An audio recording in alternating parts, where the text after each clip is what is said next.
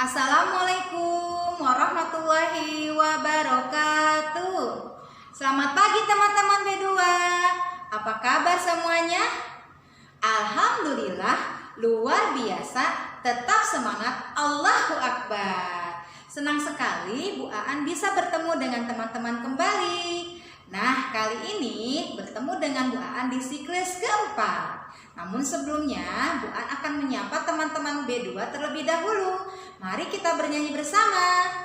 Kalau kau suka hati panggil Afkar, kalau kau suka hati panggil Aisyah, kalau kau suka hati mari kita lakukan, kalau kau suka hati panggil Alif, kalau kau suka hati panggil Atala, kalau kau suka hati panggil Aulia, kalau kau suka hati mari kita lakukan, kalau kau suka hati panggil Dapa, kalau kau suka hati panggil Dea, kalau kau suka hati panggil Hanifah, kalau kau suka hati mari kita lakukan, kalau kau suka hati panggil Bagus, kalau kau suka hati panggil Pandu, kalau kau suka hati panggil Kamila, kalau kau suka hati mari kita lakukan, kalau kau suka hati panggil Zafira. Iya teman-teman, hari ini udaranya cerah atau mendung ya? Iya, kita doakan semoga harinya tetap cerah ya teman-teman. Mari kita bernyanyi lagi. Udara cerah di pagi hari, sungguh senangnya aku bersukaria, bernyanyi-nyanyi dan menari di alam yang indah bebas seperti ini.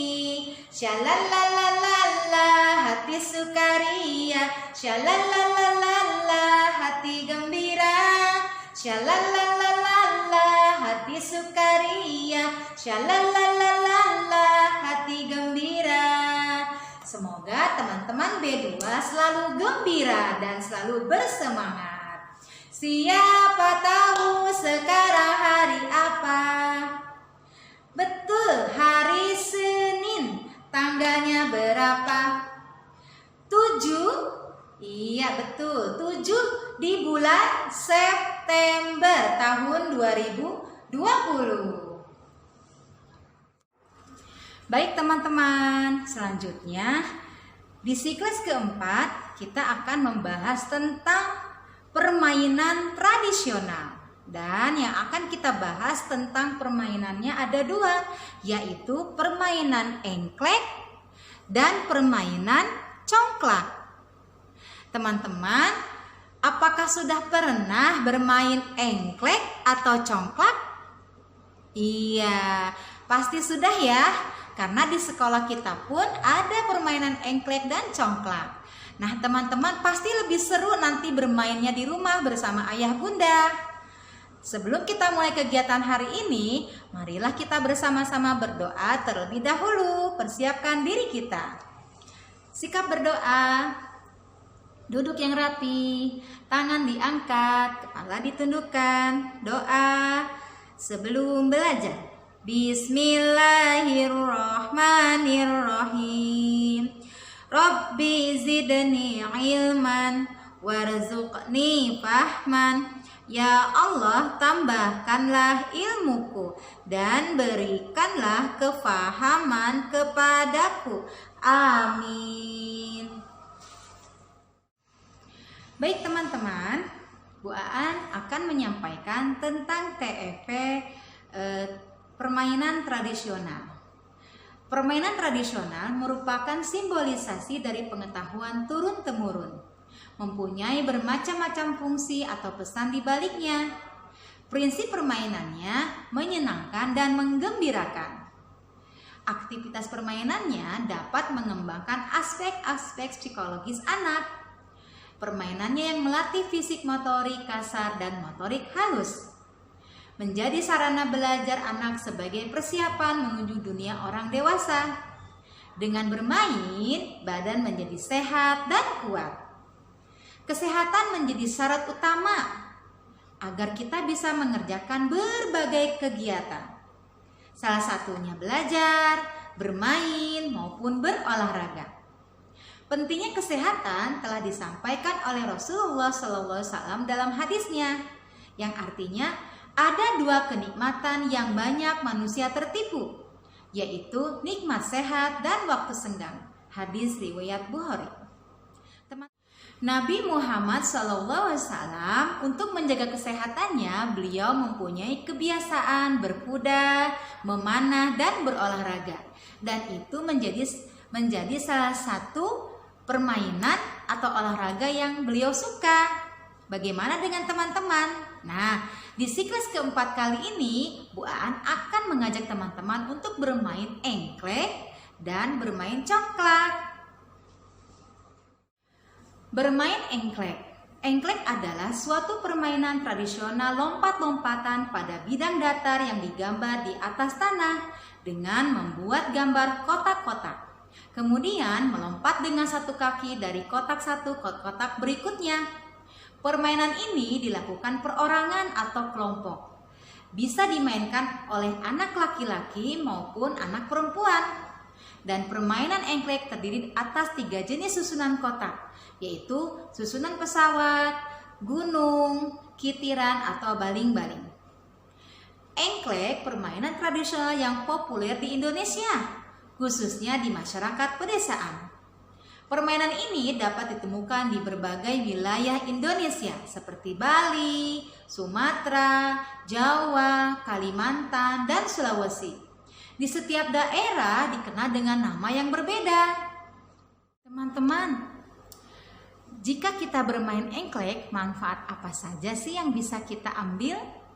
Nah, yang pertama adalah kemampuan fisik teman-teman menjadi kuat, karena tadi teman-teman sudah bermain melompat-melompat dengan kaki. Kemudian yang kedua, mengasah kemampuan bersosialisasi, bekerja sama dengan teman sekelompok. Kemudian dapat mentaati peraturan-peraturan yang disepakati. Keempat, mengembangkan kecerdasan logika atau melatih untuk berhitung dan menentukan langkah yang harus dilewatinya. Yang kelima, menjadi lebih kreatif, menciptakan alat permainan dengan menggunakan benda-benda yang ada di sekitar. Teman-teman, bagaimana cara bermain engklek atau aturan bermain engklek? Semua pemain melakukan hompimpa. Yang menang berhak melakukan permainan terlebih dahulu. Pemain pertama melempar gaco atau pecahan genting ke kotak nomor 1. Saat melempar gaco tidak boleh melebihi kotak. Jika melebihi kotak dinyatakan gugur. Pemenang adalah pemain yang paling banyak memiliki rumah dari kotak-kotak pada engklek yang ada di gambar. Permainan tradisional yang kedua adalah bermain congklak. Apa sih bermain congklak itu? Bermain congklak adalah merupakan permainan mempertahankan biji congklak yang kita miliki agar tidak bisa diambil lawan. Ini adalah filosofi bertahan hidup yang dilakukan dengan cara jujur dan strategi masing-masing pemain. Permainan tradisional ini di daerah Jawa pada umumnya mengenalnya sebagai permainan dakon.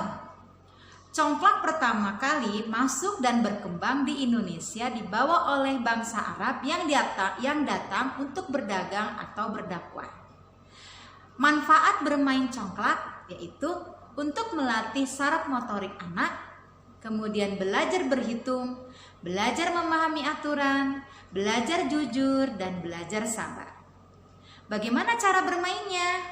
Nah, dimainkan oleh 2 orang menggunakan papan permainan yang memiliki 14 lubang kecil, mempunyai 2 lubang besar yang berada di sisi kiri dan sisi kanannya. Setiap 7 lubang kecil di sisi pemain dan lubang besar di sisi kanannya dianggap sebagai milik sang pemain. Pemain memindahkan satu persatu ke lubang lainnya searah jarum jam hingga biji yang digenggamnya habis. Permainan akan berakhir ketika semua lubang kecil kosong dan semua biji berada di lubang besar. Teman, kegiatan di sentra balok siklus keempat ada 2. Yang pertama, mengelompokkan benda berdasarkan bentuk. Di sini ada 2 bentuk yang nanti akan dikelompokkan. Yang pertama adalah bentuk pilar ganda. Yang kedua ada bentuk 4 unit tingkat.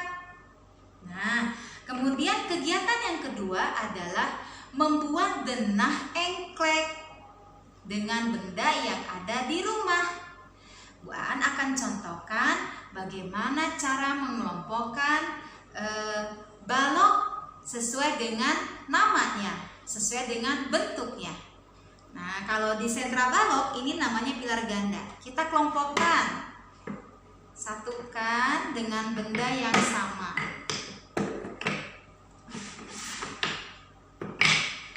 Seperti ini ya teman, ini namanya mengelompokkan berdasarkan bentuk yang sama. Ini pilar ganda. Kemudian yang kedua, ini ada bentuk yang lebih panjang. Kita kelompokkan juga.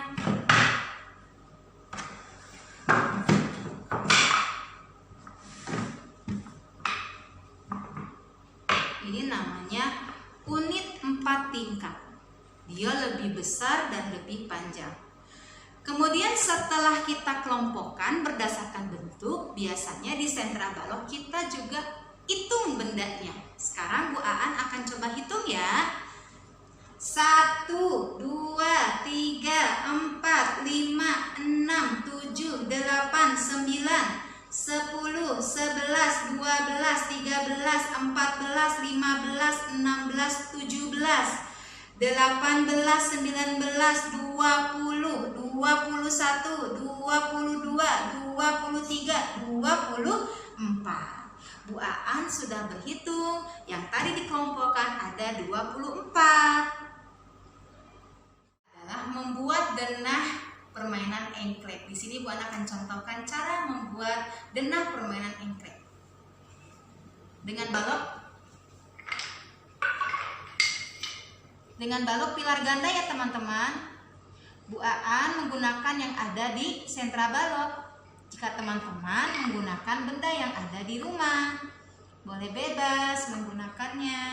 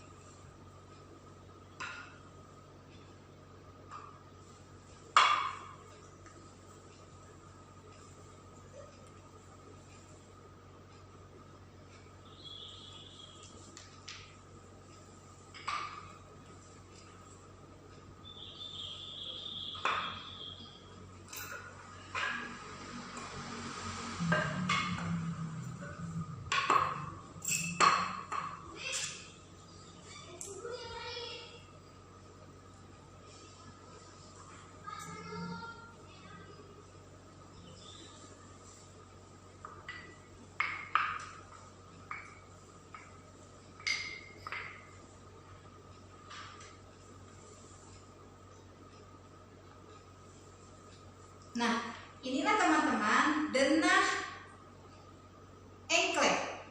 Teman-teman bisa membangunnya dengan benda-benda yang ada di rumah. Selamat mencoba.